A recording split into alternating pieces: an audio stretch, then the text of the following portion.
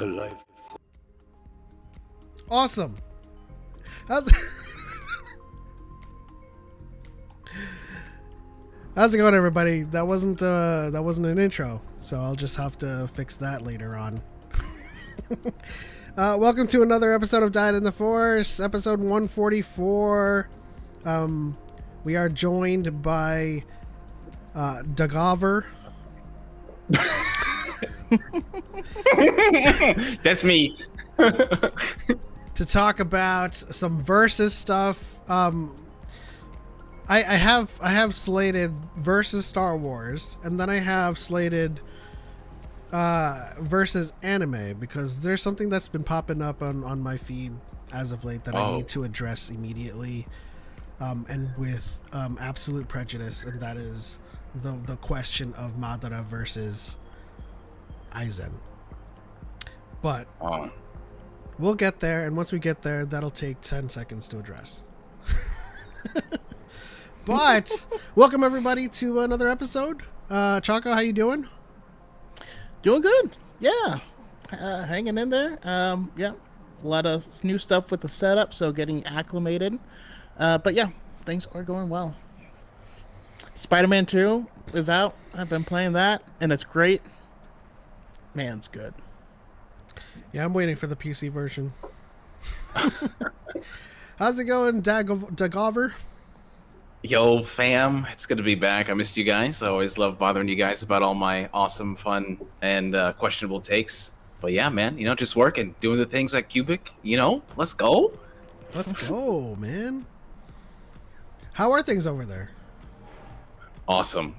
I'm so lucky to be there. I can't believe I am social media and marketing manager with people that helped with Star Wars Visions. And the guy I work with, Justin Leach, is a legend, man. He's worked with so much anime, works with Lucasfilm animation stuff. Like, it's crazy. I really hope one day maybe we could bring him on one day. You guys can interview him just about like stuff and who he is. Oh yeah, no, that's gonna happen. Yeah, absolutely, yeah. man. Make it happen for us. I'm right here, guys. You let me know. Yeah, anybody you can help bring onto the show is more than welcome. We like to and try to talk to as many people as possible, whether that is Star Wars fans or Star Wars creators. Right. But let's give an update really quickly to the SAG After Strike. This will take a couple of seconds. No deal. All right. With that said, Yep. Unfortunately, that has not been a SAG-AFTRA deal, so there's certain stuff we're not going to go into detail on. So you don't have to ask us. yeah. Other stuff, let us know though. We're still biting our tongues on struck work, and there's still a lot that we'll drop as soon as it happens, because there's a lot to drop. But before I wanted to move on to versus Star Wars, I do want to continue on this conversation that was started by Oyerli, with lightsaber wounds and stuff. What was I saying before we cut to? Yeah. So shout out to people on the YouTube side: AJ Martirano, Soda Man, this guy named Lord Soda Man, Dagover, OG Soda Man, Soda fam. and Dexon Download. So the point was raised in the pre-show. Lightsabers do not absolutely cauterize. There's physiological stuff that takes place, just like Choco mentioned with Aqualish. But in general, when there's a wound that is traumatized, the cauterization or the coagulation does not hold. And so when Kylo Ren is struck by the bowcaster, certain parts of that wound could definitely be cauterized, but he's got trauma happening within his organs that's causing things to bleed out. And so that explains the blood stains. Now, it's not like profusely bleeding out, but like you can't absolutely cauterize everything and seal it off. And that's why a lot of EMTs and paramedics have to staunch the bleeding. What are you saying, Darius? About the cauterizing? I really... Oh, I just saw your mouth moving. Oh, no, I didn't say anything, I promise. Sometimes I just, Just gnashing his teeth. It's been a while since I've been on this podcast, so I'm kind of just like foaming out the mouth, ready to get in and dive in. So I'm ready. I'm on deck, baby. I can't wait. If you're ready, let's go. Let's do Madara versus Aizen first, because I haven't. I would like to hear this because because I'm curious. Wars. We're on the Star Wars, and the thumbnail is Yoda versus Vader. You're right. We'll talk about that. I misheard. And then and if anybody in the chat has any suggestions on some verses, then we'll address that as well. Or if you guys have any suggestions, throw out your versus battles for us, please. All Star Wars, let's go. But the start of this discussion, of course, is Yoda versus Vader. And I'll let Darius speak his piece before I shut it down. Okay. All right. Understood. So you want me to go now? Sure. You want me to go now? Okay. All right. So no matter what, I will always be in the field and convinced that this is the unstoppable force. This meets the immovable object. And that's because I think about Palpatine. Okay? And so in Revenge of the Sith, Yoda goes up against Palpatine. And what happens in that movie? Yoda can't do it. And there's always the debate about, maybe if Yoda was given more time and, maybe if the Coruscant God wasn't going to show up, but maybe perhaps Yoda could have done it. But, I think with a lot of these theories and how fans are, they always continue to debate whether or not, this could happen. What if? Well, Mace wouldn't do this. I personally feel like Palpatine won that. And I think it was demonstrated pretty clearly that while Yoda was very powerful and very strong, he wasn't up to the level to defeat Palpatine.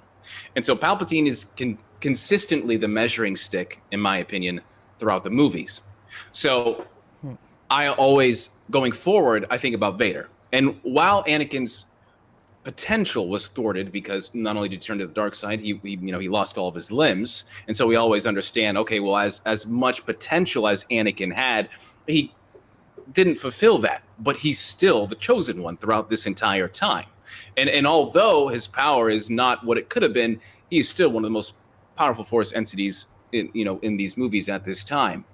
But Palpatine is not the same power that we see in Revenge of the Sith. He's more powerful at this time. Is he not? So we see the comics, right, especially on Exegol, and we see exactly what happens. Yeah. When he's fighting Palpatine, we know that that's the whole reason why he couldn't defeat Palpatine, and he was basically a slave and a victim throughout this entire time.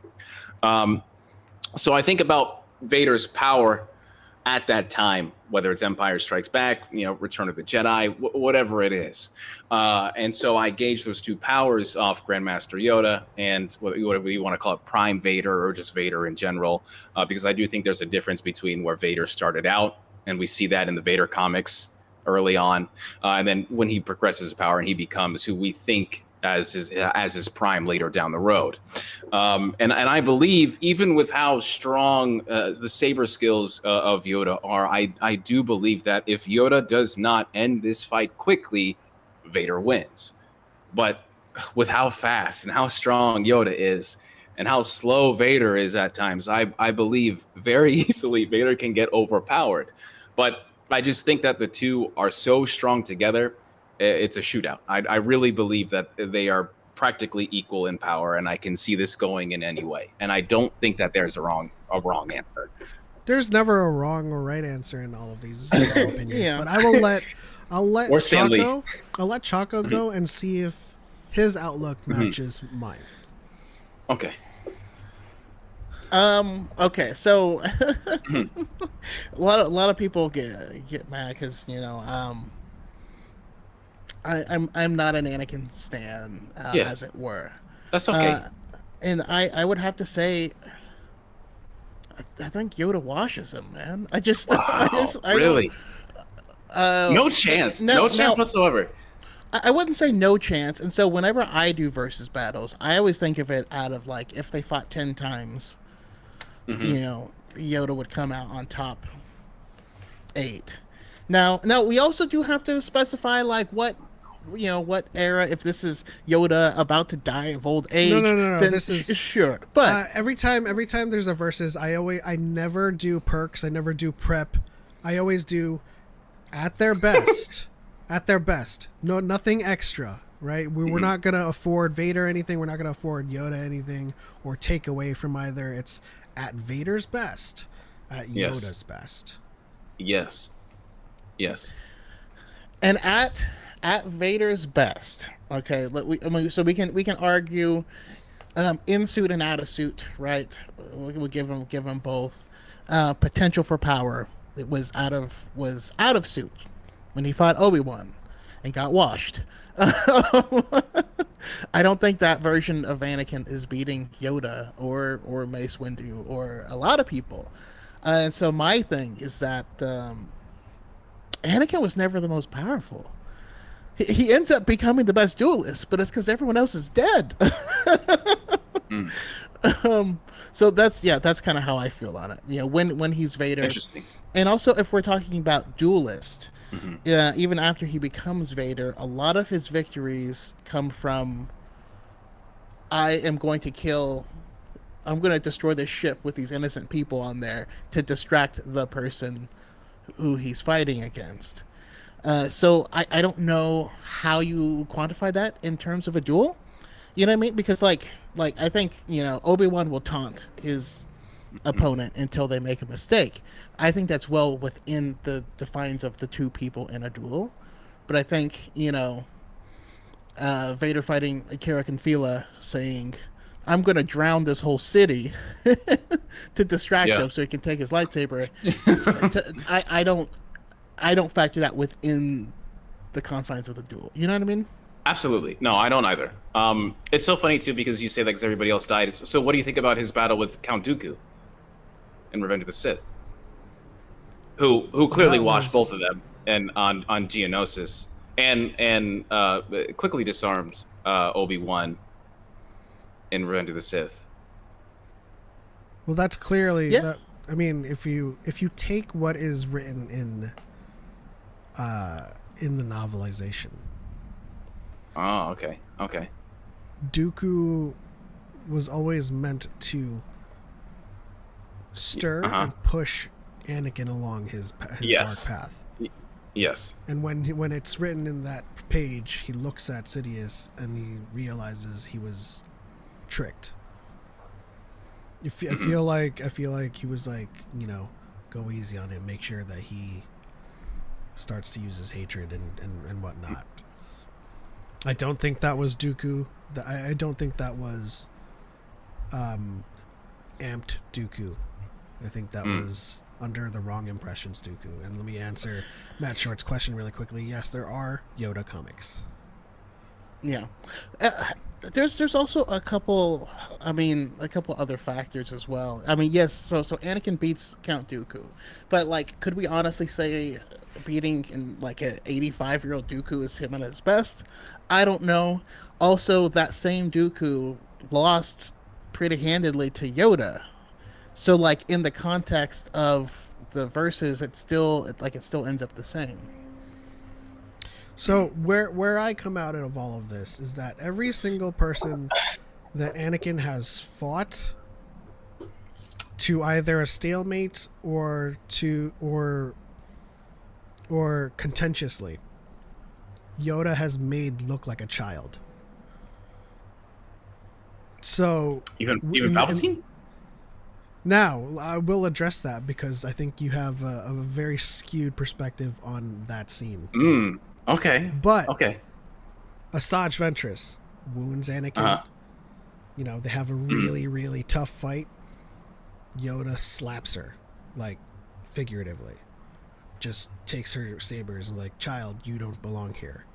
Right? Yes. Yes. Dooku. The way it's written in the novelization, again, it's like he's always pressing Dooku, always predicting his moves and just outclassing him. And then Dooku has to run away. Now, Senate Chambers Palpatine. That was a stalemate. There's no way you look at the face of Yoda doing Tutaminis on the Force lightning, and then he turns his head. There's no way you look at that face and be like, "Oh, I'm about to lose." No, he's very confident in his ability to absorb this attack and throw it back at Palpatine. Mm-hmm. Yes. The problem is the blowback. He's smaller in stature. See, both of them get blown back, so it wasn't like Palpatine won that struggle outright, you know? Except Palpatine is bigger. He flips back and just grabs on in time. Yoda gets flown back because he's small. So Yoda is the type of person to walk away from that fight and say, I failed. And rightfully so. But I don't think Yoda was sitting there being like, I couldn't beat him. Even though in the novelization he says he failed and he couldn't beat Sidious at that moment, I feel like that was more an admission that he could not do it then and there. But if you put Yoda and Sidious in like a room together, which is how the fight started, Sidious kept on running, and as it progressed into the Senate chambers, he disarmed Sidious. And as he disarmed Sidious, Sidious had to keep running away and make this a long range battle. But Yoda was still giving as good as he got. Sidious is the dude in Street Fighter who's about to lose, and so he just starts spamming. It's so funny too. But I mean but this is where I will partially disagree, because that's still a win. You know what I mean? I don't think Sidious can beat him in a straight up duel, all things being equal, but he kept choosing his battleground and kept doing that to be advantageous, you know. Then he got the high ground on him and it was just throwing stuff at him, you know. Yeah, so and that's not me taking away the victory from Sidious. I'm saying this is something that should not be indicative of Yoda's performance against anyone, like, right? Because again, when we talk about venues, we talk about the circumstances and the story of a fight, right? Mm-hmm. That has an effect on the victor. But if we're talking about versus, at their best, Yoda is going to exploit weaknesses in Vader. You know, if we use Sidious as a measuring stick with the Suma Verminoth and Yoda as a measuring stick against a mountain, he is very much capable of handing Anakin the loss in that same amount of time as Sidious does, with the amount of force power he has. And that's why it is 0 diff for me. Yeah, it's very interesting because I feel like you acknowledge about what happens in the novelization, but then you also don't, especially when Yoda says that he failed and he couldn't beat him there, which I think is a pretty strong acknowledgement coming from Yoda, that he could not defeat him. And especially when I watch Revenge of the Sith too, for me, I feel like Anakin on Mustafar, when he's fighting Obi-Wan Kenobi, I think Kenobi is completely overwhelmed that entire fight. The entire fight. And the reason why Kenobi wins is because Anakin's a dumbass. And he makes a stupid ass decision. And this is, you know, my favorite character. I think that's the whole point about why Anakin, or, you know, that's literally like who he is as a character and how he falls into his own problem. That's something you have to that's consider. That's what we call battle well. IQ. You know? That's something you have to consider. Like you make a point that he's overwhelmed. True. Yeah. But Obi-Wan in that sense is using the form to its umpteenth degree. that form is a stamina form, an endurance form, a form that takes advantage of someone who is pressing their advantage. And he was also overwhelmed by Maul, and he was overwhelmed by Grievous. Savage. You know, when he fought Maul and Savage together. Yeah, but that's the thing though, is like, especially when we go into forms, and I feel like forms haven't really been canonized, in this new story, in this new version of Star Wars. Yeah, and technically they've been canonized in Rebels. We have the Grand Inquisitor who calls out Kanan's fighting style and could tell he was trained by Depa Billaba because of it, and he does call out the form. And Anakin is showing Form 4 in that holovid. That's true. Yeah, but that's also, I feel like, I'm also more like, all right, it's here, right here. So I feel like while we know that it is still Legends continuity, and it's for me, unless it like is in like a book or something, a one-on-one guide, I feel like we're literally just going off prior knowledge of what we know from Cat. I see a cat. From the prior knowledge of the expanded universe before in Legends, but more specifically about Yoda and Palpatine, I do feel like and in that fight where Yoda does fall and Yoda does take a massive knockback from that barrage of lightning, Palpatine's laughing the entire time, and Palpatine does that a lot.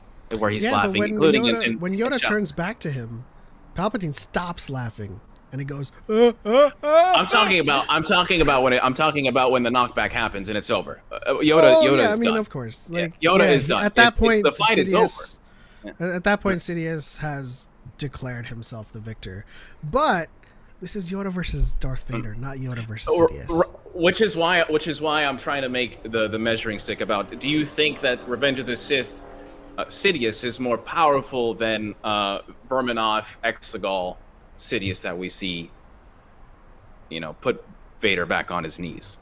Well, that's the thing. This is why I say this is Yoda versus Vader, because the criteria for this versus is at their best.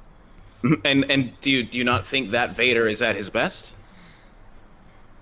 When do you think Vader's at his best? At his best, though, Yoda can still exploit his apparatuses, his armor, crush it or disable him. At his best, he can dance around him with his saber. And you don't think Vader's strength would be able to take out someone who a Yoda that literally dies about 20, 30 years after his encounter with Palpatine? Well, so then that brings into the next question, right? For me at least, is Yoda walking with a cane, barely able to? Is that Yoda at his best? If would Yoda? Well, we only know what we've seen. We don't know about prime time Yoda, especially in the High Republic. He does come in there like freaking Thor in Midnight Horizon.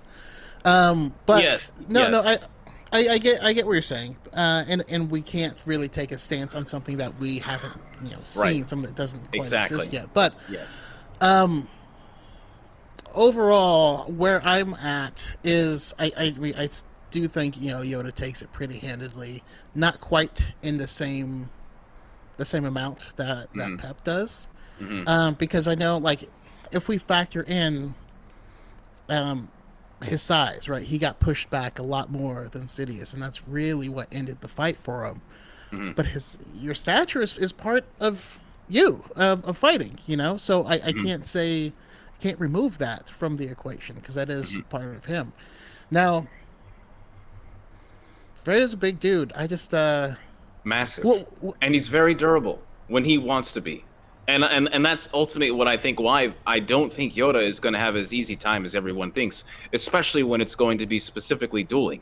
And if Vader is able to tank and come back, I don't think Yoda and his stature and his age is going to be able to handle those two-handed swings. I don't think his stature is going to come into play. Like if we're doing at their best in a I think room Yoda's stature is where there's nowhere to advantageous run. against Vader. Actually, What? I think Yoda's status is advantageous against Yoda. I think at the I beginning mean, of the fight, against Vader. Like yes, absolutely. I think Vader at the beginning of has the fight, such and his limited speed, range of motion Yeah.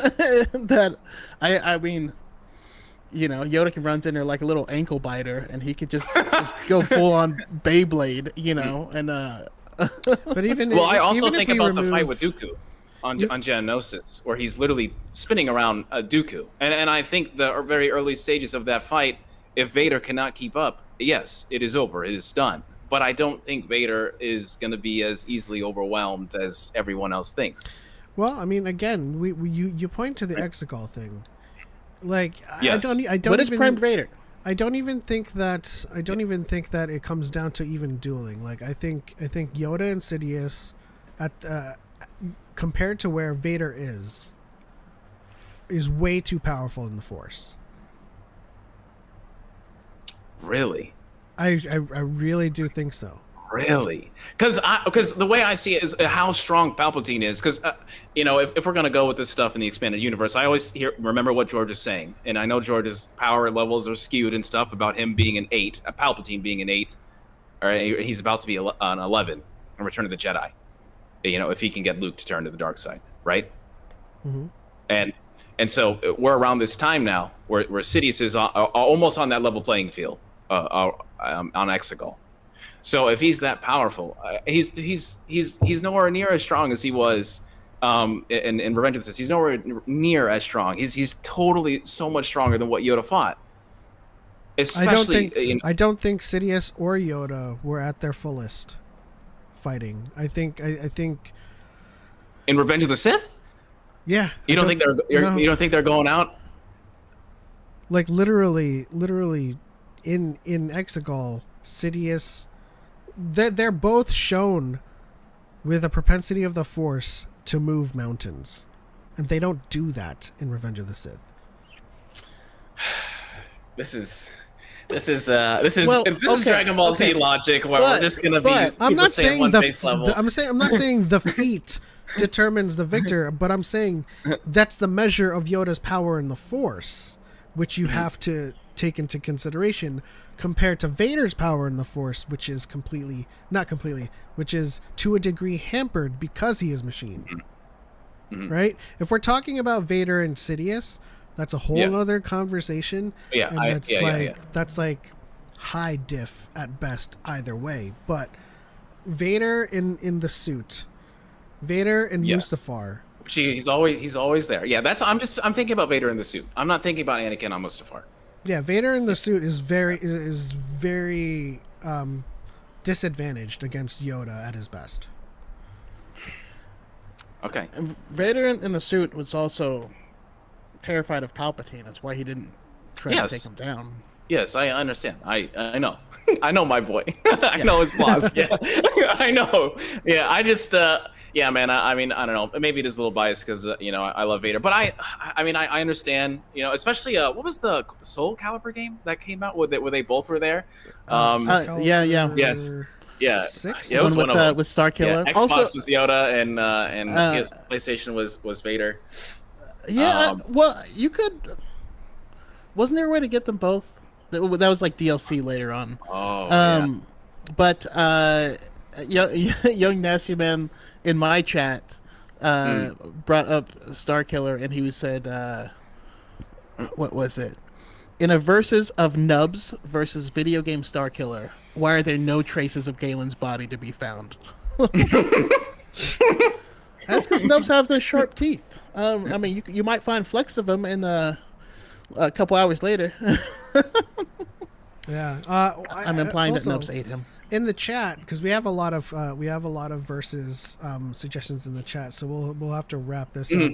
Yeah. It's okay. I understand. But Hyde Flynn says Yoda has taken a lot of emotional damage, and Palpatine probably did get rebuffed by absorbing the deflected lightning. So in this regard,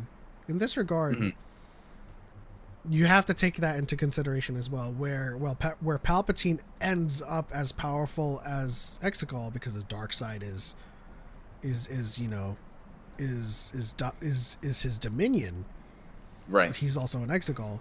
Whereas Yoda largely gave up his quest to the next generation and just, kind of dithered on Dagobah. So in that regard, it makes sense that Yoda kind of diminishes in that, but he's still able to stand outside the dark side cave. If we're starting to like introduce Starkiller, when Starkiller comes in and he's like, "The fuck is this green guy doing outside? Like this cave is."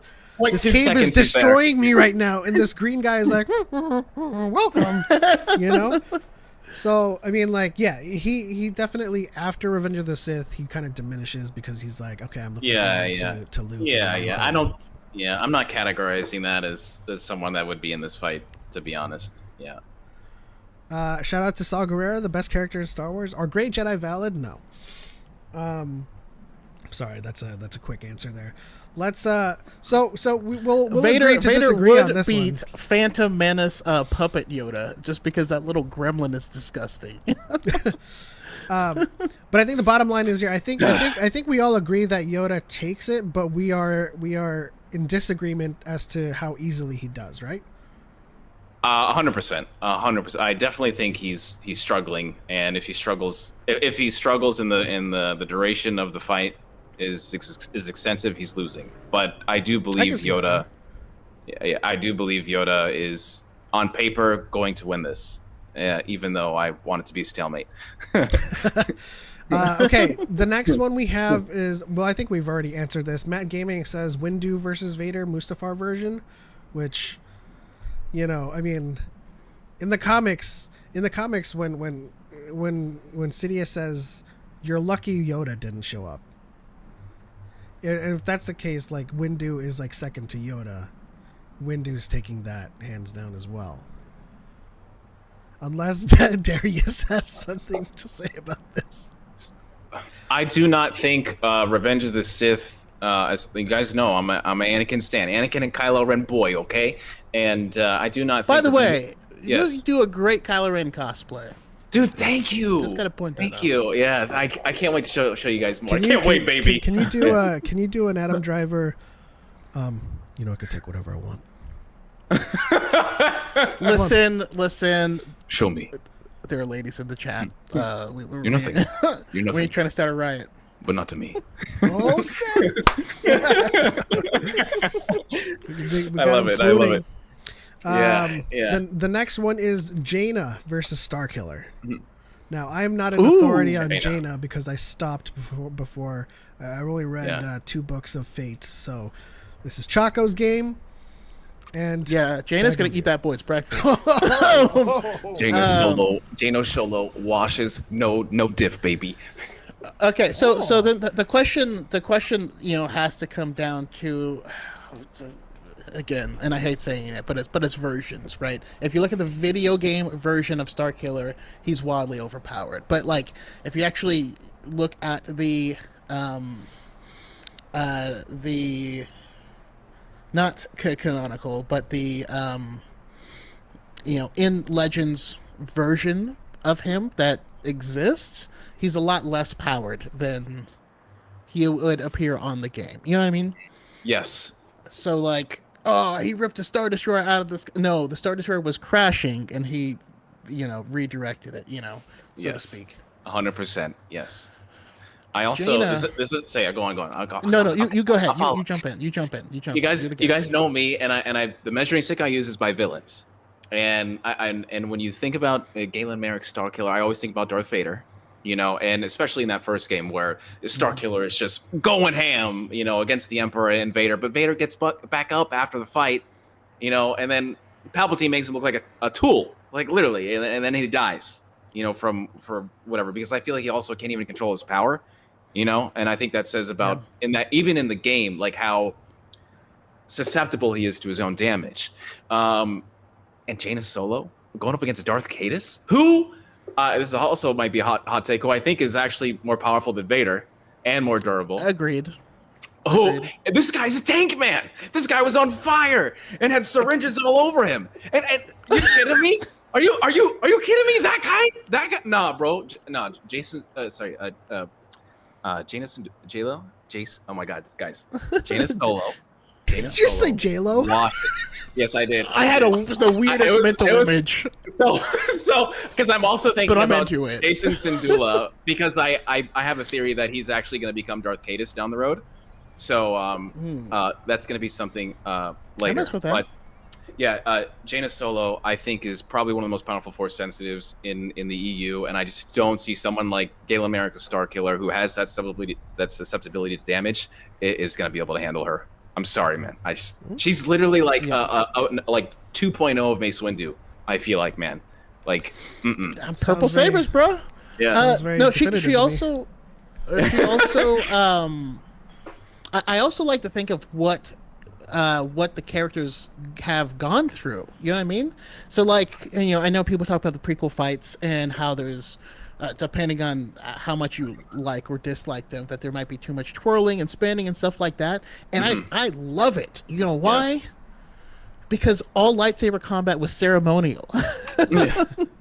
In the prequels, like, and they even talk about this in Master and Apprentice, no one had died by, no Jedi had died by a lightsaber in hundreds of years, right? Hundreds and hundreds of years. And just like when we have martial arts tournaments today, people are flipping and doing spins and stuff like that.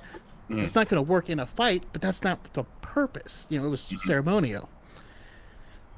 We look at our Old Republic, where it's just war with the Sith, day in and day out, war with Mandalorians, day in, day out. Those people knew how to fight. Someone like Jaina Solo, after the Yuuzhan Vong invasion, like, there's nothing, she got that dog in her, That's why she calls Solo, baby, because she solos. Really quickly, see in TikTok says, why aren't there any space phenomenons in Star Wars like supernova, space radiation, or black holes? So there are. Shinobi answers you in this regard to some degree, but there's the Maelstrom, there's the Red Nebula, there's the Typhonic Nebula. There's a lot of places in Star Wars that are unnavigable or cannot be navigated due to these phenomenon. So and that's the point. The reason you don't see them is they don't go by them. You know what I mean? They exist. You just can't go near them, and unless you're jumping blind, your navigcomputer is going to avoid them like like the plague. All right. The next one is Elzar Mann versus Quinlan Voss. I can make an argument for both, but go ahead. Yeah. So for me, all right, and you guys please chime in too, because I definitely want to. I want to be unlock the knowledge. Please let me know. I personally feel like as of right now, there still isn't enough of the High Republic for me to determine like who is a great duelist. I believe Avar Kriss is probably one of the most powerful Jedi in that era. I think Elzar Mann is right there, and because he struggles with darkness so much, and I'm very curious to see going forward how strong he's going to become. So as of right now, even though I say that in terms of the power that Elzar Mann has, which we saw in Rising Storm, I'm gonna have to say Elzar Mann for now, but I think it's close. But I just feel like High Republic is still so young, so it's hard for me to really determine what's going on there and how to decipher everyone's power level against another strong Force sensitive. I personally am kind of leaning the other way, but again, I think an argument can be made either way. I'm leaning towards Quinlan because of more control, but I feel like Elzar Mann, it would be like it depends on how he's feeling in that moment. You know what I mean? Like is he in the walk of shame? Then he's not gonna win, baby. Because if it's about how many people have been, maybe he's got Quinlan on this, even with the Sod's Ventress. I don't know, man, but I understand. Yeah, you just make him sad, and then like he loses. I can actually. Is there a hot chick watching? Then he wins. Much like Choco, I can go either way. Quinlan As Shinobi says in TikTok, gave Dooku a run for his money, but that was also him kind of amped up on dark side. So they both kind of have a brush with the dark side in which, you know, amps them in the scenarios that they are, you know, portrayed in, with Elzar, you know, pushing those islands with the dark side, and Quinlan straight up beating Dooku with the dark side as well. So it's kind of like, yeah, I keep on going back to Hunter x Hunter with Biscuit training Gon and Killua. It's like, you know, person A might be stronger than person B, but person B can beat person A on their worst day. Yeah. So, like, yeah, either way, Quinlan can take it, depending on. I saw it too. I saw Young's question. Yeah, I saw it too. Or Elzar can take it, but I guess the question comes down to who handles the dark side better. Do they go full on embrace, or do they struggle with it? Is the question. Quinlan, I would guess. Quinlan. Yeah. Yeah, I just don't remember him doing too much as, what was he, Professor Enigma? Admiral Enigma. Admiral Enigma? Professor?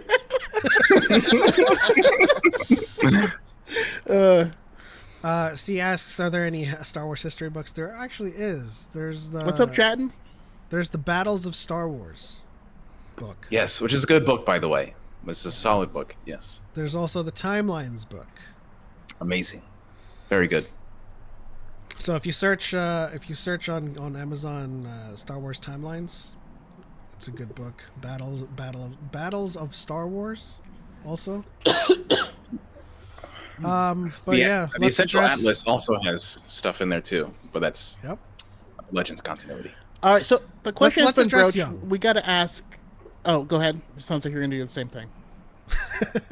Who has more Riz, Quinlan or Elzar?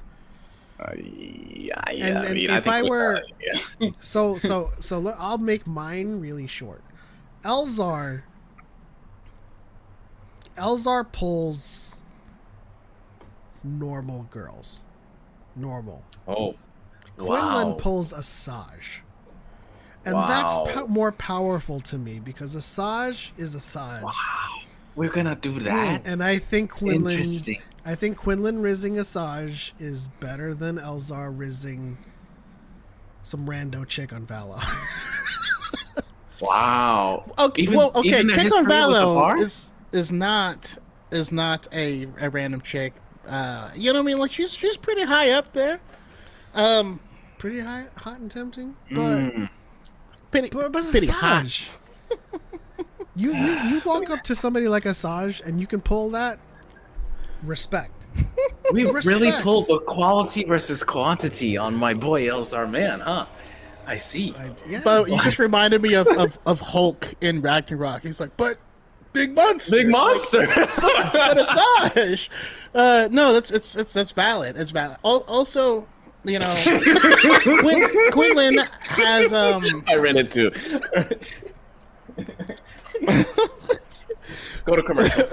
Jesus, y'all gotta join the YouTube side because y'all need some water. Y'all need some water. Shinobi saying Jesus. Elzar the man. Okay. Now, Quinlan though, even though it's not specified, it's like pretty heavily implied. I mean, it's not like this is his first. You know what I mean? I think I would argue that Quinlan has more riz of like being able to go from zero to getting there. But I think for Elzar, it's like breathing. It's like gravity. You know what I mean? Yeah. There's no riz involved. It just Yes, he just does. But I also feel like Quinlan is kind of just the bad boy of the Jedi Order. You know, especially in that time. I feel like it was harder to do that then than it was in the High Republic.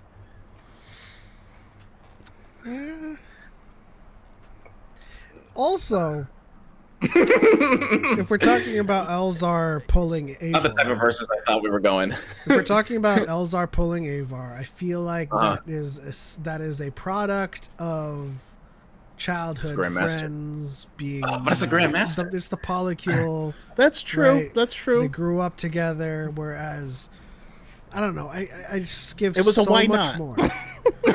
No. Young nasty man would also like to toss Rael Avaros in the mix. I don't think Rail is up there with Riz. I think he'll take whatever he gets. Okay. He was the king regent, and so they all this, I think he F's, but I don't think he got that Riz like Elzar and Quinlan. Interesting. Interesting debate that I'm going to have to explain Monday in the meeting. Yeah. Well, we can wrap this up with the question: who has the ultimate Riz in Star Wars? Babu Frick. Oh man.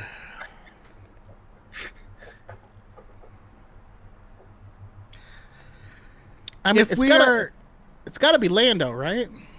Yes. Lando. I suppose Yes. you can give that answer.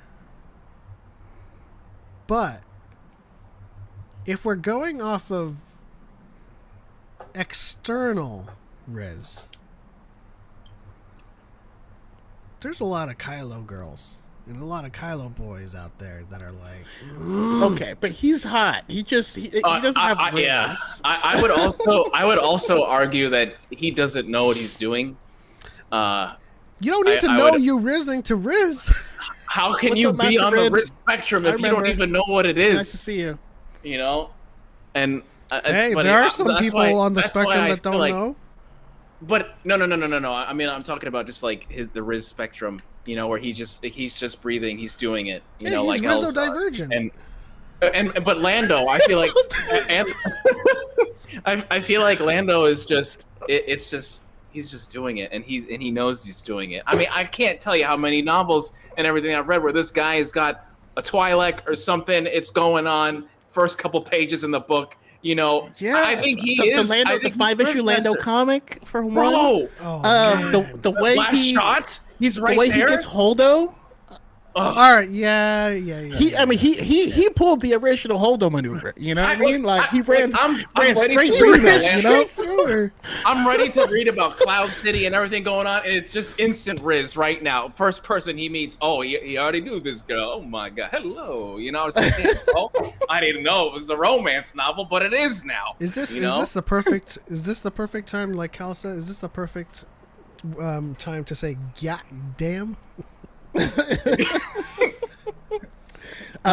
No, they do bring up slut Eric Kanan.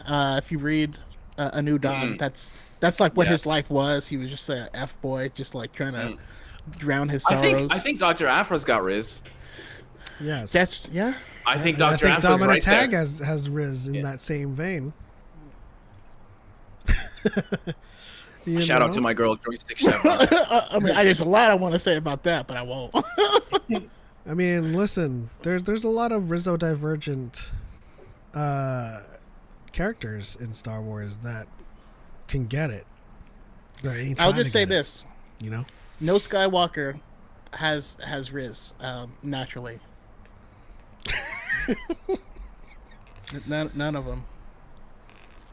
An argument can be made for Shmi because I'm pretty sure she was trying to pick up on Qui-Gon, and I think they had a little more time. You know what? Actually, I think 9-year-old Anakin had Riz. Yeah, are you an angel? You kidding me? He gave her the Japer snippet and was like, something to Yep. remember me by. And then Uh-huh. and then he grew up in the Jedi Temple, which severely hampered his Riz. Oh man. Obi-Wan grew up in the temple. He had Riz, He was Okay, just yeah. flirting with everyone. Yeah, he was Yeah, trying but to hit that's up like the natural the talent. You saw the way he looked at the daughter in the motorcycle. Okay. Hello. No, yeah, that's the Hello. equivalent of being born 7 feet tall, and you're like, is he good at basketball or? Wow. Okay. Well, we got that Luke accidental riz with his sister. Oh God, Jesus Christ. Yeah, Asajj and Obi had some, something percolating there a little bit. Yo, that's man said the Alabama Riz. Oh man, are there any? Did we miss any verses here? Let's see. I forget now. It's been a minute. We've taken a journey, but I am curious. I mean, we started out, and we can also always go back into battles, but now I'm interested in other types of matchups too. You know what I mean? Other types of matchups. Yeah. Like Sabine and okay, Tetsu. Ketsu. That's a good one. Sabine versus Ketsu. What do you guys think? Or were you asking me? I was just saying it as a statement. I think they'd be together. Oh, okay. Yeah. Like Wrecker, but also Wrecker versus what's his name? My brain's not working. Steve Blum. Seb. Yeah. Wrecker versus Zeb. Wrecker. Wrecker.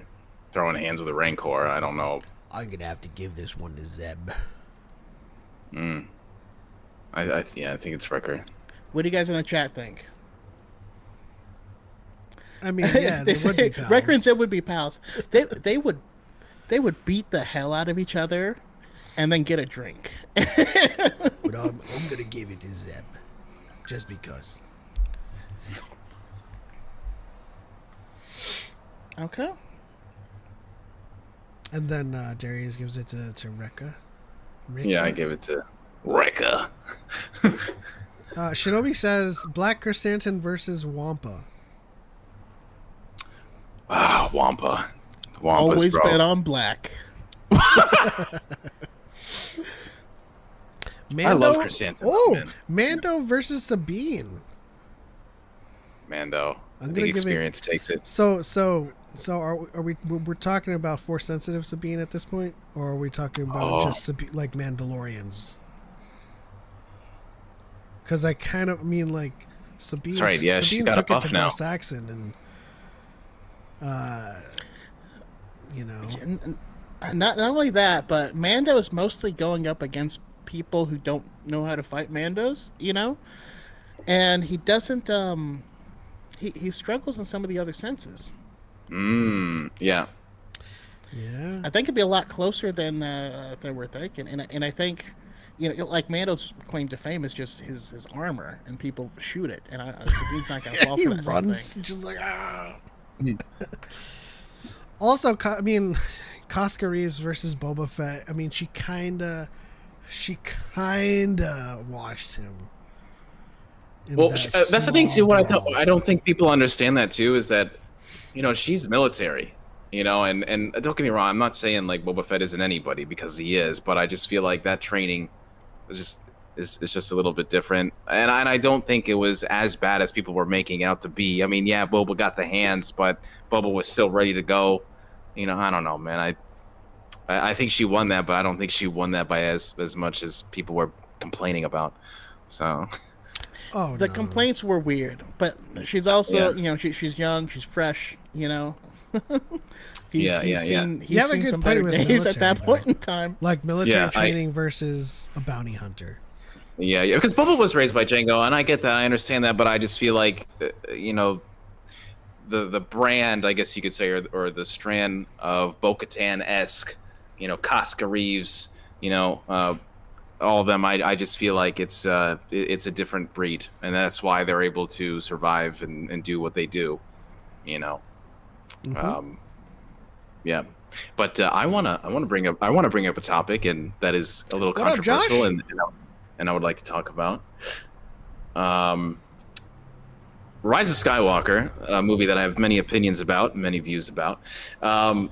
I want to know, how powerful do you think Kylo Ren and Rey are during their fight on the Death Star, which I also think is one of the most unappreciated and underrated duels in the saga, and I think it's the best duel Mm-hmm. in the trilogy. Me And I too. think the power that's demonstrated there is amazing. Yeah, and I have my opinions on it, but I just want to know, how powerful do you think there are at that point, and who could they contend with from the previously characters we've mentioned? Really quickly, I'm gonna address Yeah. something Cal just said. Hmm. Sabine clears Din easy peasy. She specifically designed the Duchess, so she knows the ins and outs and the weaknesses of the Mandalorians. Hmm. So are we saying she has like whistling birds that can melt someone inside Beskar armor? I agree with Cal. I agree with Cal. If she starts throwing her bombs and stuff, she can give him some blunt force trauma. You know what I mean? Yeah. Like, you won't get through the head, but you can. His Well, head is yeah. still in there. There's still Yeah. still some Kelly in there. In a recent show, I think respect needs to be put on her name too, Yeah. just a little bit. Yeah. But going back to what you were saying, Rey versus Kylo Ren. I mean, obviously, Kylo Ren hadn't just been shot in the stomach with a bowcaster. Yeah. So he's Yeah. a hell of a lot more powerful than he was. Which I think is demonstrated in that fight. Very Yeah. much so. Also, Yes. also he's not. He doesn't have the same level of conflict because he was also, before just coming off of. Hey, what's up, Jordan Haber? He was also just coming off of, killing his dad. Right. Patricide, weakens the heart a little bit. But Rey at no point equaled his level of power and skill. 100% agree. I think Yeah. I'm not gonna disagree with you there because I think that fight is the most even fight we'll ever get because of their dyad. They Yeah. are at equal levels of power because of their proximity to each other. The only reason Kylo won is because he has more training. And so when we put them on even playing fields in terms of power, that is when the training, rears its head. Kylo obviously bested her in that regard and then was distracted by Leia. So I think in terms of Darius's question, how powerful they are, I think they're equal. They're equal in measure, but Kylo edges her out in training, and he wasn't wounded at that point. So just like Choco said, so I think they were equals, but Equal in, I'd say equal in power, but I don't think at any point he didn't have that duel kind of in hand. yeah, just like Shinobi says, I want to say at some point it becomes more of a skill issue, and I think at that point Rey didn't have the wherewithal in her to kind of counter the amount of power that Kylo was putting into his swings. Mm-hmm. Yeah. She was. Yeah, I agree. literally- Which I think That was my it favorite. He was just demonstrates- chopping through her guards. Oh, yeah, it was really yeah. cool. Yeah, The way that they yeah. fought, but I mean, not to say she was like, weak or can't do anything. Like she was using the force to hold them back, and she was gaining her footing. So that's why I can't wait to see her in the future, because once she Same. gets the training, then woo doggy. Yeah. Oh Same. yeah. Okay. Oh, we got one more, and then we're gonna move on to anime. Ayla Sakura versus Kiadi Mundi. To be frank, as much as I hate the dude, I'm gonna give it to Kiadi Mundi. He's a master. He's the. Aside from what we see in the movies, he's a Saurian. They're brilliant tacticians.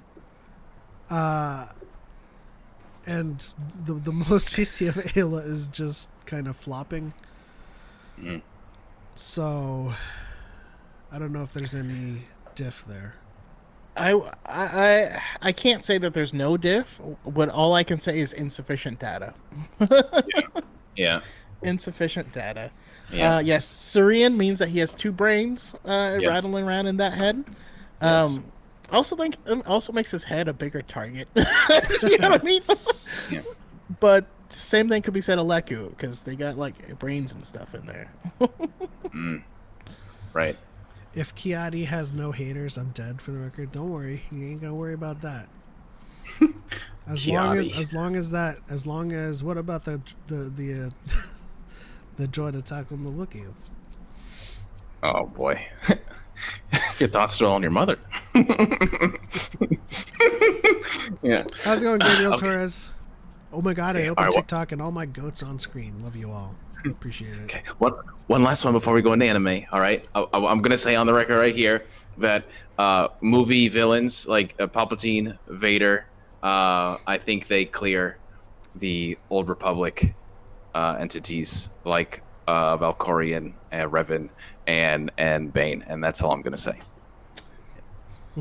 I have trouble believing anyone clears Valkorion at any. Sorry, Valkorian is the only person that can. Valkorian beats Vader. Valkorion beats Dooku. Valkorian beats Maul, but he does not beat Palpatine. Sorry, in any of the fights. The thing is, Valkorion was just successful Palpatine. he was successful in his empire for thousands of years, but I feel like both of them have varying degrees of the same power. Yes. You know, essence transfer, force lightning, force storms. But I think overall, Sidious, I feel like would take it. Not. Yes. It would be very hard diff, but Sidious. But he'd still win. But I still think he would win every time. He's sweating. Only He's because- tired. He's exhausted. Yeah. Only because Valkorian, as powerful as he is not as smart as Sidious. That's true. That's true. Yes. Now, I will say, I forgot Malgus. Damn it. love Revan, but his Same. abilities are overhyped. I also agree. He's a Yes. fantastic tactician. Yeah. He's not beating any of those people in a duel. I agree 100%. I think the only person that can contend with Vader is maybe Malgus, because I really believe that Vader is just a better Malgus. I think Malgus. I mean, that's why Malgus was designed. Exactly, 100%. So yeah, But so I we're on also- the same flame. as Yeah. much as Malgus is like, you know, based Yeah. on Vader, I think Yeah. I think Malgus takes it. Really? Wow. He only needs that apparatus because Satil Shan buried him in a cliff, but Oh Malgus- my God! but Yes. but what is that? Deceive I know. Malgus. Yeah.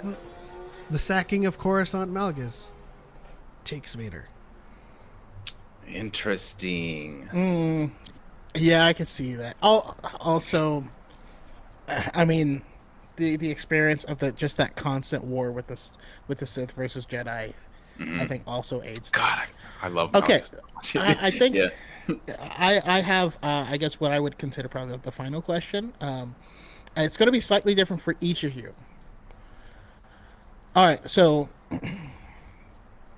the Jedi Council, Vader and Palpatine, are playing Street Fighter, or they're playing Smash Brothers. Who plays who, and who's the best? Who's the best, and what do they mean? Okay, I think Palpatine is going to main a. Which roster? Or just all time? You pick. Yeah. So I'll go with Ultimate since like every character's in Ultimate. Palpatine is for sure maining Oro. Who? Oro from Third Strike. Yeah, he's talking Street Fighter. Oh, okay. Pep knows more Street Fighter Okay, than. okay. That's why I asked it separately Okay. for you guys. So Okay, cool. Because Thank you. Palpatine picks the person that can do an infinite. True. So I think Palpatine annoys the hell out of you, and keeps you away from him, and so I think projectile based characters, like Snake, in Super Smash Brothers, and I think that is so Interesting.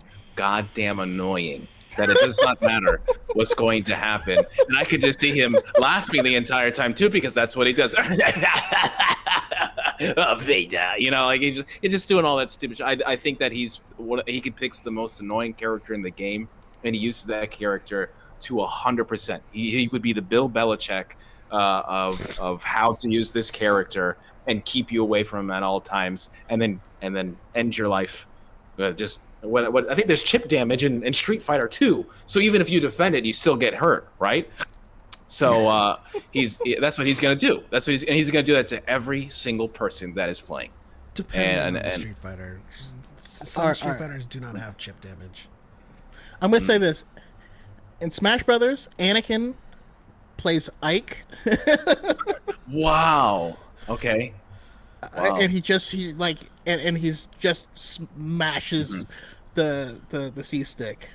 That's Anakin. I mean, he also then- does that in real life. That's so funny. He's charging B the entire time.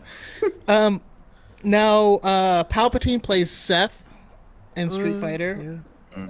Just because it's just a cheap character that no self-respecting person would play. Oh, so you mean Sineas also mains JP? Yeah, he'd be a JP main for sure. In Super Smash Brothers, I could. This is just me. I feel like Sidious would play either Kirby or Jigglypuff. And He's Obi-Wan. like floats around. He's gonna suck you up, fall to the bottom, spit you out, and then come back. Like he's not interested in fighting. He just only wants you to die. Yeah. Obi-Wan mains Manon. Yeah, Obi-Wan would main Manon and he would main. I can see him maining Guile. Wow. Interesting. I think he would main Mario. Mario's like the perfect all-around character. Yeah. Stories too, Yes. and so I think Yoda would be Marth, very graceful. You have all the tools you need to combat every single character. You have a counter. You have all these things. Edgeguard is perfect. I think with his IQ and his experience, he's literally the perfect counter to every character when he plays 100% perfectly. Wow, I'm just thinking about this character. Vader in suit. Plays Ganon just because he feels it's thematic. That is so funny. I think Mace Windu plays Ryu in both in both games. I was literally saying that. I was like, I think he plays Ryu in both games. That fits too well, actually. Yes. I think Quinlan. And he uses Ken. like the purple power whenever he can. Yeah. from Ryu. Quinlan mains Ken in both. Yeah. Who else did you ask? Oh, Craig in my chat says Yoda would play Kirby. And I could kind of. I think Yoda on Dagobah plays Kirby. Yoda wouldn't play Kirby. Yoda would play Meta Knight. Yoda would main Dawson. That fits as well. Interesting, Samus. Okay. I think Din plays. What's the Dracula? What's it called? Castlevania characters. Yeah. Yeah, that's the Beaumonts. Richter and Belmont. Yeah, the Belmonts. Yes. Yeah. I think that's who he plays. Yeah. Yeah, Simon and Richter. It's really cool.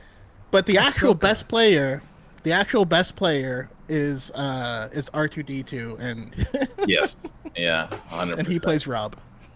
That is so funny. That's perfect. I think Ahsoka means Cammy. Which one's Cammy? I don't think I remember.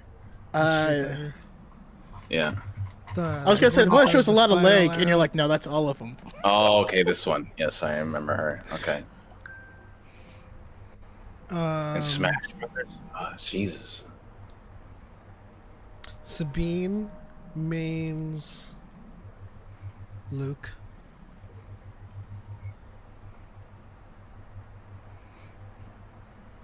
Yeah.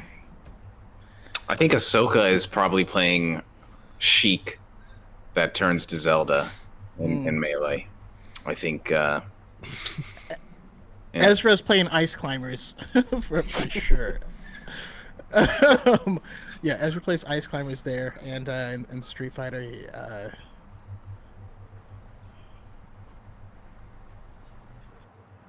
Yeah, I don't know who we'd pick in Street Fighter. I don't know. Chopper's playing Isabel. Yeah. He just no. Chopper has got to play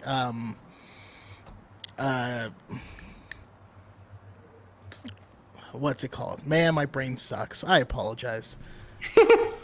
He plays Steve. Chopper plays Steve. Oh, I forgot they added that character. It's beyond my time. Steve from Minecraft. Yes. He's so janky and oh my god. Interesting. All right.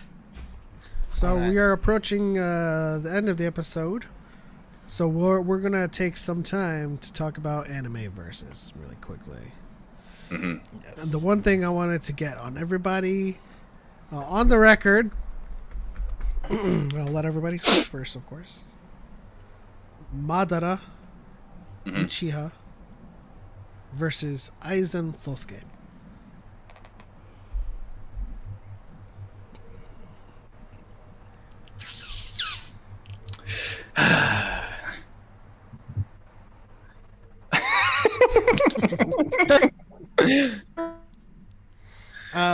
As I started thinking about it more and more, it's a tougher fight than I previously thought because, like, in general, is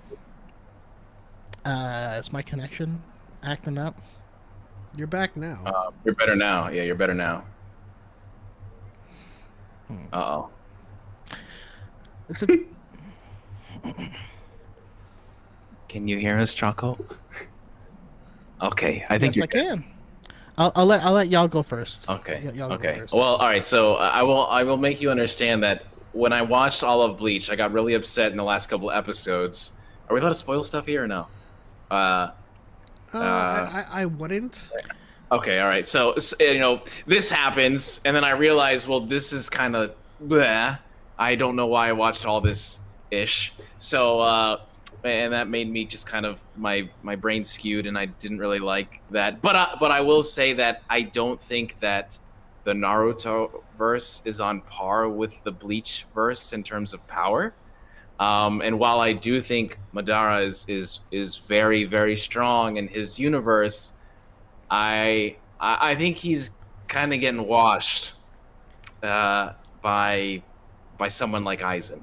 And how powerful Aizen was at the end of that, because I'm assuming that's what we're doing is like his, that prime and that end towards the end of Shippuden, and then Prime Aizen. I think Aizen's taking it, honestly, because I also understand that Yamcha solos all of Naruto. So yeah, that's my input on that. I don't. I don't even need to give it to Aizen. In that version, Aizen takes it zero diff with Kyoka Suigetsu, bar none. It's an easy fight. 'Cause as soon as Madara's working eyes sees Suigetsu, it's over. By virtue of that Shikai, he cannot break out of it. Right? Because Kyoka Suigetsu, even if the person is aware that they're in an illusion, they cannot break it. And So it so breaks his laws of the, was it Genjutsu? I it think. breaks the laws of Genjutsu, but it also breaks the Yeah. laws of Madara's own universe, saying he can break Genjutsu. Interesting. Right? And so when we talk about verses, we have to be like, they have to follow the rules and bounds of their own universe. So Madara can definitely break Genjutsu, but he cannot break the very nature of Suigetsu's illusion, that is both reality bending, mass, shape, form, and touch, and just the rules of it being you cannot resist it. If you've seen it, you can't resist it.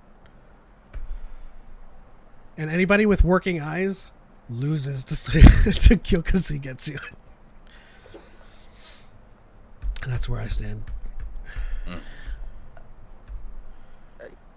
So I mean, I'm still in agreement that Aizen takes him more than he doesn't, but I will say him being in the illusion still doesn't prevent him from putting Aizen in a Genjutsu. It does. And so that's because he doesn't know which one is the real my brain went Aizen. to. Does he have to? I mean, depending on if he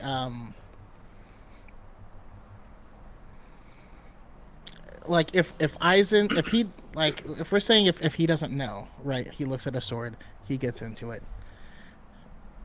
Well, Aizen only has to look at his eyes, and he would also fall into a Genjutsu. Can he break that? Is that? I mean, I'm assuming he would be able to. I mean, I don't think he could. It depends on if Aizen exposes EMS. himself.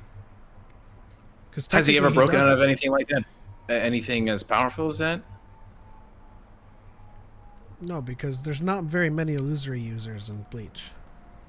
Oh wow! So he has like no skill against it, or not no skill. His skill would be very low against it. He is. So this would be Madara's very only option. Well, the thing about the rules of Kyoka Suigetsu is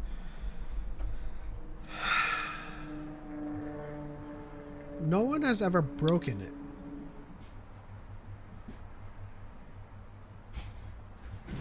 And Aizen has the ability to control, again, mass, shape, form, and touch. To the point where anyone who thinks they're looking at Aizen could not be looking at him. Like, it is reality bending in the way that even if you know you're an illusion, you cannot control the illusion. Like, you cannot, like, physically, like, maneuver around it as if, like, you're trying to find your way out of a maze. Interesting. So, I mean, there is a chance for Madara in the fact that if Madara doesn't know about Kyoka Suigetsu, then Aizen doesn't know about Sharingan. There is a chance he looks at his eyes, but at the same time, I don't see Aizen releasing Suigetsu and putting him in a position that elongates the fight more than it needs to be. I feel like he releases Suigetsu and kills Madara right then and there.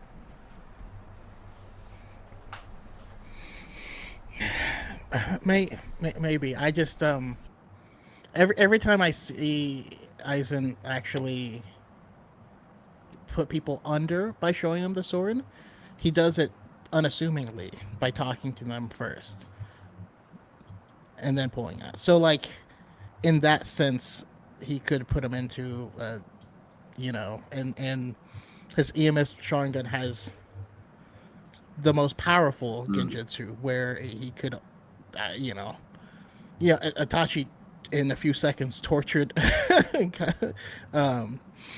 it can torture you for like 72 hours and you take the physical damage of it and end up in a coma still. So, like, I still think Aizen does it just for the virtue of, like I said, I do think the Bleach universe just scales above on average. but I don't think it's as simple of a fight, especially if we end up going into his god mode where he has his indestructible orbs or starts pulling out wood release on top of armor on top of his I don't know. I think If it goes that far, I still give it to Aizen. if it goes that far, then of course we go into Hogyoku Aizen, which is just another god mode in and of itself, and it does come down to the scaling because, Which is why I still give it to Aizen. yeah, it does come down to scaling too, because at the very beginning of Bleach, when they're using Shunpo, that's already light speed. The way that Urahara explains Flash Step and doing the calculations for the distance they travel is light speed, and so they're already faster just by virtue of a movement technique, which isn't really energy based. It's just a technique. But there's also I saw a comment on a video that was discussing this, that Aizen wins by spiritual pressure alone, by Reiatsu. Can Madara resist the weight of Aizen's Reiatsu? Interesting. Right? Now, because we talk about that I really don't factor into the battles. You know what I mean? Just by you have to. Just because it's a different type of power source. Well, enough we're putting them on even grounds within their own respective universes. No, it's not about even ground. It's about respecting the rules and bounds of their universe. And in this case, the rules and bounds of this Bleach universe is someone's spiritual pressure dictates the weight that they feel from that power. So when we talk about, Ichigo for the first time feeling Kenpachi's spiritual pressure, he cannot move. The first time he feels Byakuya's spiritual pressure without training, he cannot move. And so it's not that you remove people's powers to make them even ground. You just give them all of the powers that they have at their disposal, and then you kind of compare their rules. What I'm talking about more is having each person act in accordance with their universe's rules, but not having to apply that specifically to the others. Because then the question is, well, does he have chakra? And if he doesn't have chakra, does he die? I don't know. There's certain things that don't quite map because they're intrinsic to the universe. So but I mean, if you use that argument, then sure, everyone in Naruto dies when anyone walks up. I mean, that's just the reality of it, If we're talking about the scaling of each universe, then we have to talk about the power with which they come from that universe. And no, Madara doesn't freeze an entire army in fear.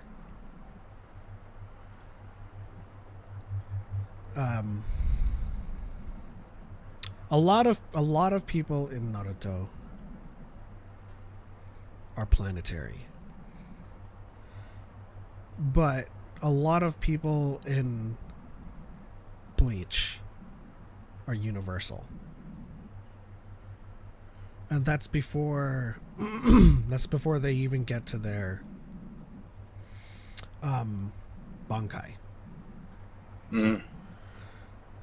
Which is another thing entirely, because if you try to put ninjutsu, genjutsu, taijutsu in Bleach, in which all of their powers are rule based, like we said in the 1,000-Year Blood War, a person uses their imagination. Kyoraku, his Bankai is playing games with rules being set upon the participants of the fight. It's like the powers have scaling in Bleach, but the powers in Bleach also have grammatical rule sets within the explanation of their releases. So, like, by virtue of that, if someone fights Kira, right, doubles the weight each time they clash. How does somebody from Naruto overcome that? Because it is an explicit rule base of the power. It's not necessarily he's more powerful, but someone clashes with Kira with their kunai, doubles the weight, keeps on clashing with them. Like how far does that go? They drop the kunai, pick up another one. That's what I'm saying. But like, how far does it go with the, no, with the I see what base? you're saying, and I get what you're saying. That's why that's why I stay out of universe crossing ones, because those things I still don't know how to equate, right? Does this chakra equal spiritual pressure, or are we still considering them two entirely different things? And if so, then there's no point to doing a fight, because everyone would die. I mean, but that's partly the fun of discussing these things. If we remove but that all makes of it not fun. If the presence of them standing there kills the other combatants, that's not fun. Well, no. If we remove all of the extrinsic values of their universes and just go by their skill alone, Kyoka Suigetsu is the superior illusory ability by virtue of it not being able to be broken. It has to be. You have to be released. That's why Ichigo had to trick Aizen into releasing it. You know what I mean? If we take Madara's Genjutsu against Kyoka Suigetsu, Kyoka Suigetsu is the superior illusory technique. Because you can't, because absolutely. you can kai. I would say out of Madara. Not by as not at a Tsukunomiya. You can't kai out of that. But like I'd agree that Aizen's is more powerful, but not by as much, right? You're not kaiing out of that, and beyond that, they have similar effects. I actually think Madara would have an easier time getting his off, because it doesn't require a weapon. You could just be standing there. Mm-hmm. But again, I agree. Aizen wins overall. Darius, lots of puffed up size. Yeah, no, I mean, I didn't. One requires an action, the other one doesn't require physical action. I just think you would have an easier time with the one that you could be looking and not moving and catch someone in, versus the one that you have to do a physical action. That's all. Yeah, I know way more about Dragon Ball Z than any of these two animes, so yeah. And I was forced to watch Bleach, and I already didn't like it like halfway through, so I was just kind of finishing it, and when I got to the end, I was just kind of like, wow, I felt like it was a waste of time for me. But it's different people, different folks, different strokes, so I understand. Yeah, but Aizen still wins, even with what I know of Naruto, in my opinion. You should watch Thousand Year Blood War. Agreed. The newest one, I mean, again, without spoiling anything, just what I saw with Ichigo's character arc, and I just don't know if I can get into it with what I saw in the last final arc in the last battle and how it all went down. I just don't know if I could really enjoy that writing. There's a difference between not knowing if you can get into it and not getting into it. Just saying. I think everything deserves a chance, especially if you've seen all of Bleach. Anyway. Definitely, yeah. Let's see here in the chat. This kind of argument really makes me loathe Bleach even more. It's only fun if you're a Bleach fan, apparently. I mean, obviously, because you would need to know both universes, and I'm kind of getting this this feeling from these messages that simply because you don't know the upper limits of Bleach that you can truly kind of argue this fact. And so I do think you do have to know Bleach in order to argue both sides. Mm-hmm. And then this isn't me taking anything away from the Naruto universe. I just think, like as Choco said, the scaling is very different. And yes, and Bleach just outclasses Naruto just by virtue of how that universe works. I agree. In the same way Darius says Yamcha solo's Naruto. It's I'm sorry, dude. I think so. I just think that people are not nowhere near as durable in that universe. And Dragon Ball Z is just absurdly powerful, guys. You know, like especially. Oh, yeah. I mean, Goku. They're fighting, and their blows damage. Yeah, just blow up a planet. Their clashes with their blows, and you're like, all right, this is too much. Yeah, it's in transmission in the second arc. Are you kidding me? Like, we haven't even gotten to God mode yet. We haven't even gotten to Super Saiyan 3 yet. Jeez. And you make where this guy with the villains going around blowing up planets in the universe, you know. You make a good point about durability, because you can throw the luckiest ass kunai at Madara and hit him in the head and he's dead. Right. But the fact that he's skilled, he can dodge things and see through this stuff that, obviously makes it more difficult. But these ninja can die from normally lethal blows that are just mundane. If you throw a kunai at Goku, the kunai shatters. Also, I do have to say, technically, I mean, when Madara is brought back, a kunai wouldn't kill him. You really can't kill him. But that's true. But yeah, the durability is insanely different. And by this same exact token, like Sakura clears My Hero Academia, like largely. So like. Mm-hmm. Huh. No, I see that. I see that too. I think Sage of Six Paths Naruto solos the My Hero universe. Again, yeah. Like many times over. These comparisons are fun if you don't get butthurt about the result. No. Because like I know like the Superman Goku thing is like that's when it started. The most we're not starting it. No, the worst is Batman in anything.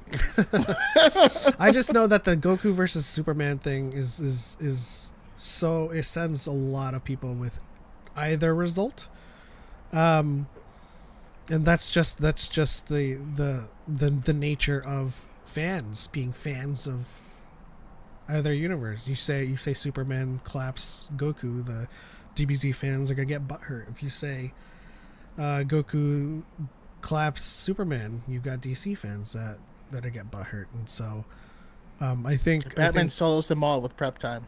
Anyways. In closing up though, I do have one final Star Wars question that Callum in my chat brought up, and it has to do with something director Matthew Vaughn said recently about thinking that Star Wars the universe should be rebooted. No. All right, I'm gonna say something. And I think this guy is extremely talented. And I think he's had a lot of success in the industry. First but class I think Vaughn? this is what's the movies? Yeah. Yes. Yeah. So I think that the reason why Star Wars is the greatest cinema franchise in history of whatever, there's no reboots. It's these characters. It starts at this time, and then it can go on infinitely, because I feel like there's already a finite amount of stories that you can tell, and Star Wars is going one direction, and that's towards the future. And yes, of course, in this timeline there are other things, but I think when you start to reboot things, you lose the value of the entire franchise. And you can argue that, oh, well, what did Liam Neeson say? He talked about how, Star Wars is now watered down. There's too much, there's too much going on, which I don't agree with.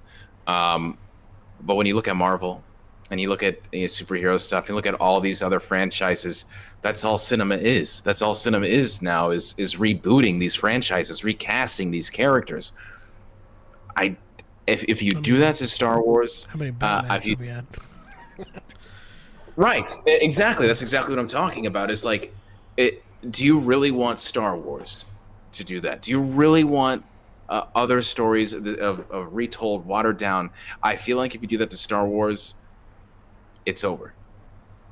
And I don't think that is the correct course of action with Star Wars, because what makes Star Wars great is you can continue to make stories, whether it's before the movies or further down the road, and all it does is going to make Star Wars better.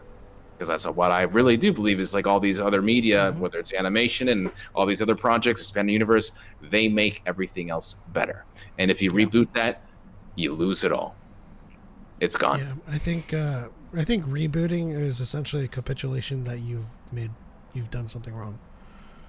Yes. And so, like, I want them to keep recasting things that cannot go forward. Like, they should recast Balin and continue their stories, because I think these stories deserve to be continued, and the universe largely deserves to have more of its story told outside of the Skywalker saga. And we don't really need to start. We don't, like, when you talk a reboot to me, it sounds like, oh, I want another prequel trilogy, I want another original, I want another sequel, like, I want to redo it all. And I'm just like, we've come to a point where we are approaching telling stories outside of the Skywalker saga that deserve to be told, and you want us to go back to the beginning? Like, you want us to watch another Clone Wars show? Yeah. Everything that's been there, all the casting and stuff, and all the work that has been done, which I think is pretty good.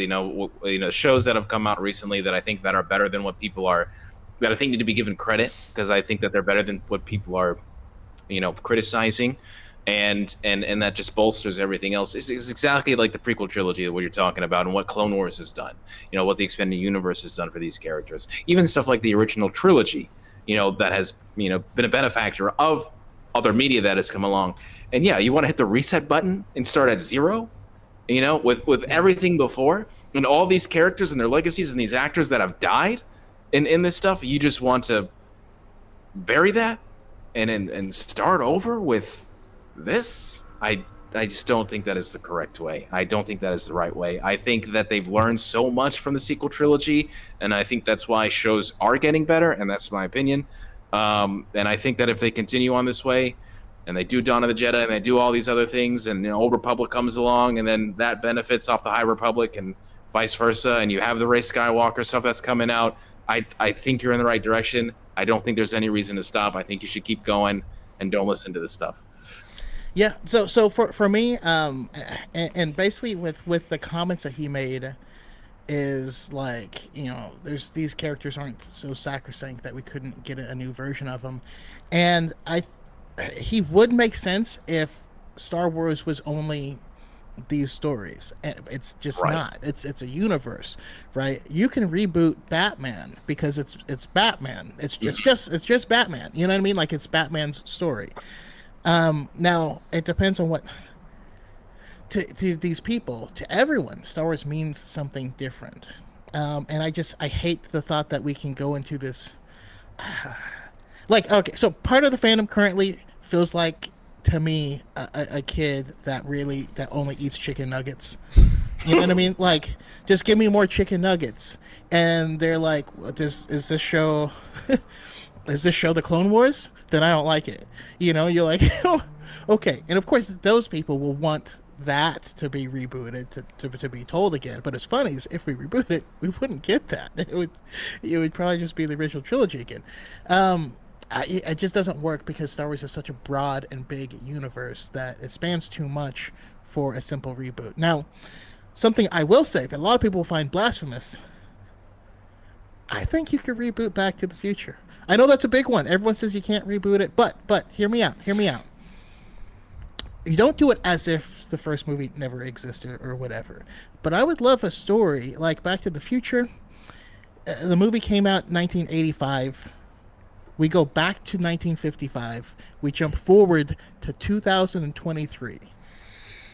I think it'd be fun to tell a story that starts in 2023 and then jumps back to the 90s and then jumps forward to what we think is going to happen in like 2050. You know what I mean? I think that would be an interesting thing. So it's a reboot of a premise, but not a retelling of the same story. I get that. I can see that.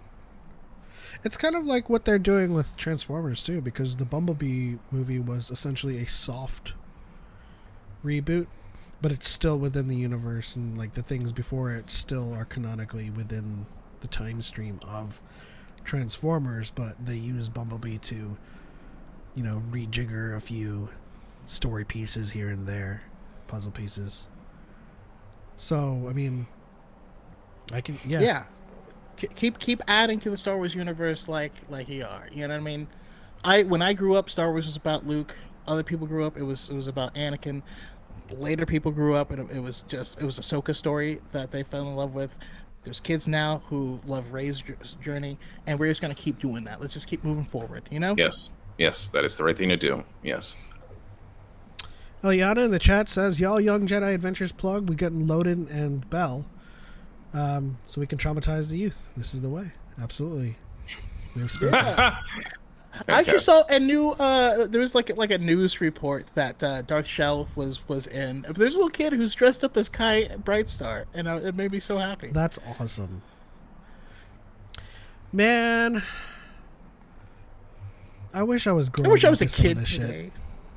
You know, even though. So I will not slander the cartoons I grew up with, because those were some banging ass cartoons. Mm-hmm. But I wish I had Star Wars for my age at that age. Like, if you think about it, kids and infants and toddlers today have Young Jedi Adventures, and I at 6 years old I had to watch A New Hope, and I was like, what the hell is this? Yeah, and the Lego, I love those the Lego versions too, like the celebration that they have, and Christmas one and the Halloween one. I love those. I definitely wish that those were around too. But Clone Wars, the first Clone Wars animated one had slapped. I like that one, but it's different because you don't really have the available media like you do now. You have streaming service and things like that. I think it was also really hard to find physical stuff growing up. So I think a lot of kids, like, they can just click a button, find something on YouTube. They can have the streaming service, and it's right there for all of them to digest and absorb. I think that's very lucky. That's an awesome thing to have. Literally the ability to watch the next episode of something was near impossible. Because you had to be in the same place like the very next week, and you have no control over your schedule. Like, your mom's like, "No, we're going to JC Penney," and you're like, "No, but I'll never find out what happens on Namek." Exactly. Thank you. Yes, and then you tune in next week to find out what happens, and then you get Raditz and Gohan I have baseball again. practice. My dad's making me freaking do lawn work and stuff. I can't do that. Oh my god, it's the first episode again. So you could go out and buy a lightsaber now. When I was a kid, you had to wait till the fair came, and it would just be a flashlight with a multicolored cone on the top of it. You know what I mean? Like, you couldn't go out and buy a Lego X-Wing. You'd have to buy 2 Lego planes and 1 Lego boat, and then you could make an X-Wing out of all that. You know what I mean? I don't know. Yeah. Life was rough. Yeah. I'm salty. Anyways, that was a great episode of Dyad and the Force 144. It should be 144. Wow. Had a blast talking to our good friend Lord Let's Go. Lord Dag over here. Let's go. Talking about Yoda versus Vader and all of the fights in Star Wars, and having it out with anime universes. At the end of the day, it's completely fine if your favorite character wins any fight. But we just talk about this stuff because we're all nerds, right? We like to pit universes together and try to see if we can make sense of that fight. And most of the time, they really wouldn't make sense overlapping, as Choco said. But at the end of the day, this is what we talk about, you know? Batman wins with prep. I'm a Batman stan, by the way, and I cannot stand that. I cannot stand that. The only thing I can't stand is that if you give Batman prep, you are also having to give the other person prep. Nope, only Batman gets prep. He's the only one with prep. Okay? Hey, he has unlimited resources, and that's not how it prep. works. How much prep time did he get? Yes. Yes. All right. But thank you to Lord Dagovere for joining us. Anything you need to plug, your channels, anything like that? Yes, I will selfishly plug myself, but first I want to say please follow Cubic Pictures on Twitter and social media. We just got that up and running. I would love for you guys to do that. They helped create Star Wars Visions. I'm the social media and marketing manager for them, and I would love to see you guys look at all the stuff that they've created. So go ahead and do that, and follow my stuff too. I talk about Star Wars. I kind of know what I'm talking about. I react, people say that I pog champ and I'm a Disney shill, but hey, everybody knows the truth here, okay? All right. Go and follow, okay? Yeah, exactly. Yeah, God, man. Yes. Thank you. Thank you for having me. Thank you. And Choco. Yeah, this was a lot of fun. It's always a pleasure talking to who I think of as one of the sanest Anakin stands on the planet. Let's go. Yeah. But yeah, it's always fun. I always appreciate everyone here and live on TikTok, everyone on YouTube, and yeah, we love this community. All right, thank you once again to everybody on YouTube, to everyone on TikTok for joining us for this episode of Dyad in the Force. That's it. On to the next one. For Light and for Life, we are all the Dyad, and Lando is the Riz Master. May the Force be with you. Rizzo Divergent.